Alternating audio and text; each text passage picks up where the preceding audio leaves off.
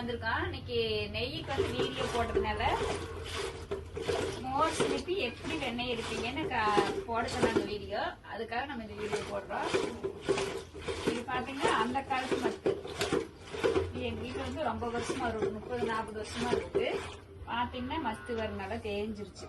எவ்வளவு பெருசா இருந்தேம்மா. அந்த காலத்துல இருந்து இப்படிதான் மோர்ல சிலிப்பாங்க. அப்படி வெண்ணெய் காமி